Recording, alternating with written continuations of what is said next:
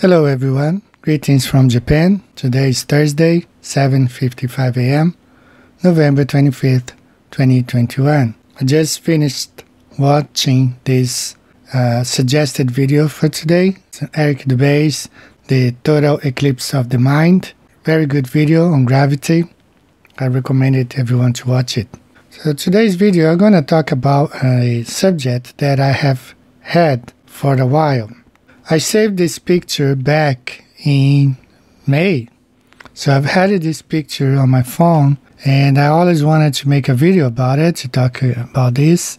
And just so many other things came along first. But I want you guys to pay attention to this picture. It was taken in Florianópolis, Brazil. That's in the south of Brazil, facing the Atlantic, facing east. I don't have the exact time of this picture, but I remember when the guy posted, there was a lot of talk about this picture, a lot. And so what's going on here? You see the moon on the right, and you see the sun rising on the left. So it was probably around, I don't know, let's say 4 a.m., 5 a.m. in Brazil, 4:30 a.m., very early morning. Now, the problem with this picture is that it definitely destroys the heliocentric model because the sun is supposedly 93 million miles away and the moon is being lit by an object that is behind it. So the heliocentric model says that the moon reflects this light of the sun, but that's not the case. You see the shining moon. The moon is shining on the right.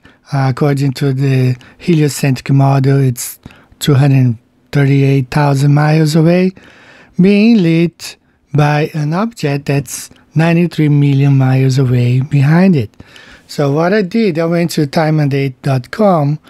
Since we were talking about this picture a lot, so I went to timeanddate.com and I was able, a lot of people were saying like, oh, this week the sun and the moon are close together, just like that.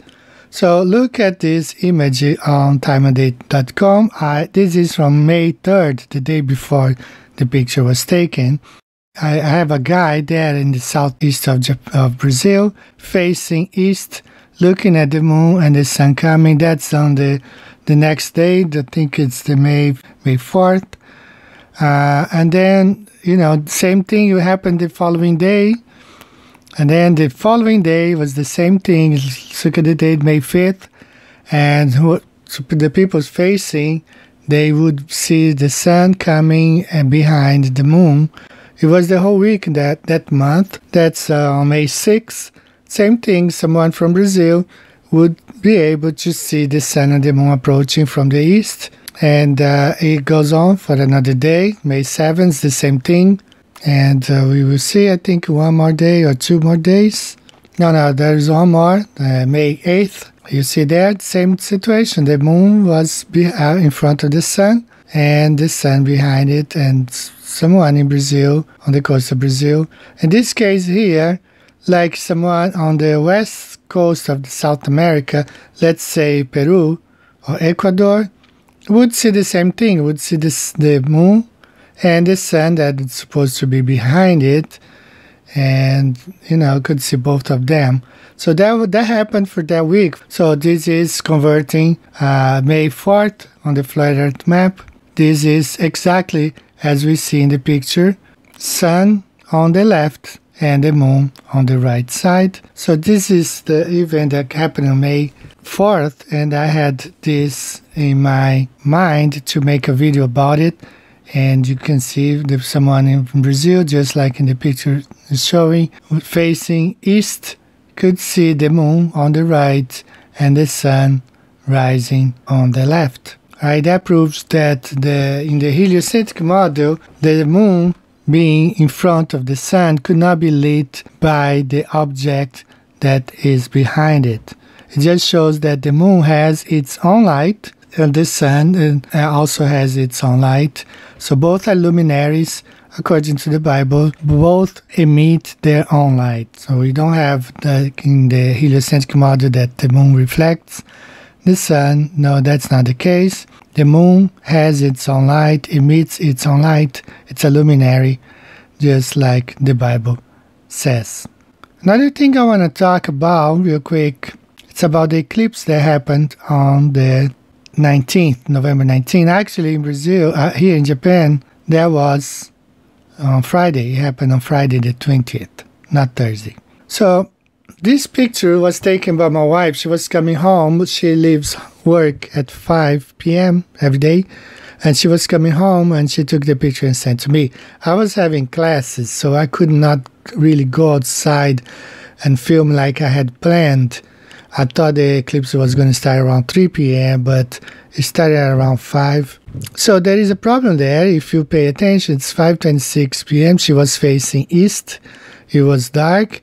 But facing west, the sun was still up. The sun was still at the horizon. It was still daytime.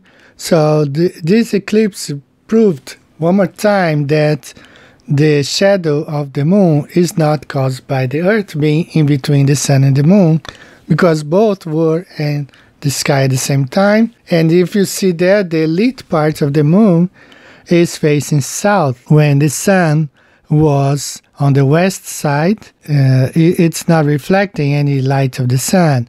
The moon has its own light, and it was being overshadowed by a dark body in the sky, not by the shade of the moon, of the earth. So it was amazing, because I was sending messages to my students, and I was telling them, hey, just go outside and look at the eclipse and see the sun on the west side is setting, and you see the moon was eclipsed. And they were saying, wow, I was seeing posted here in Japan, people saying, no, that's not being caused by the Earth's shadow.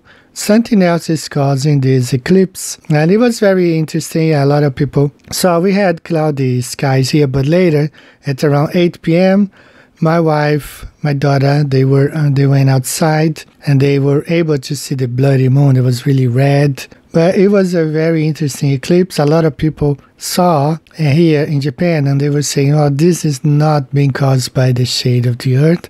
There's something else that's causing this eclipse. So it was an eye-opener for many people here, and we've been talking about flat earth for a while, so many of them were able to see that the eclipse of the moon was not being caused by the shadow of the earth.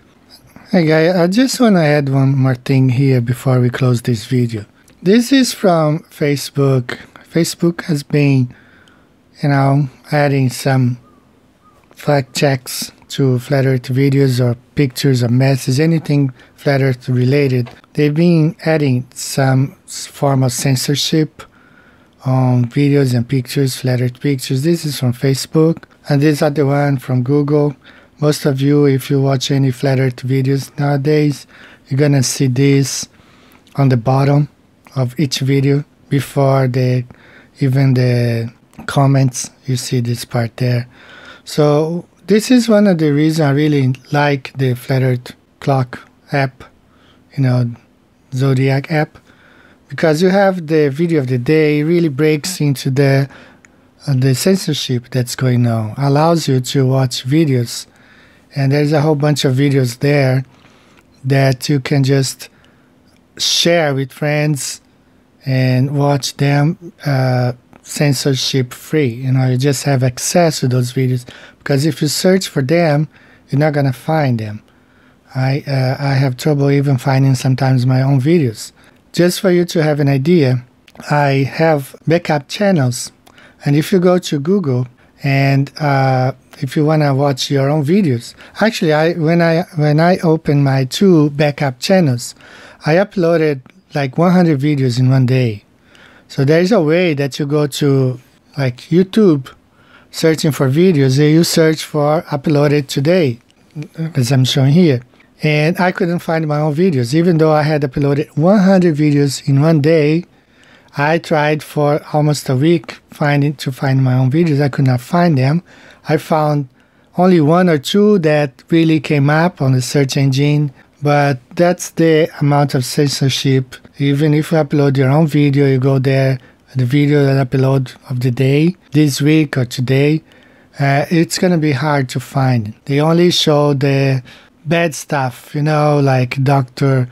or whatever his name is, Professor Daves and all these guys. But this is one of the reasons I really like the Flat Earth Zodiac app, because you have access to the videos that you want to watch, and there's a archive there. You just flip and then you watch all kinds of videos you want, biblical videos or just regular ones. You can share them. I think it's a great tool for Flat Earth. It's a plus, it's not a minus. So I really like it. I've had it since it came around, and I'm really happy with it. I subscribed. I'm not afraid. I'm a blue dot because, the government knows where I am regardless. I don't have to be afraid of, friend finder, because the government knows where I am. I don't hide, myself. I have my email address. They have my IP address. They got everything. So, there's no way. My phone has 3, 4 cameras. And, they know where I am. They hear me. I'm not afraid. So, I don't know. This is just my point of view. I really like it. It's a useful tool. I use it. Okay, so that's what I have to say. So you guys take care. Have a good day. See you later. Bye-bye.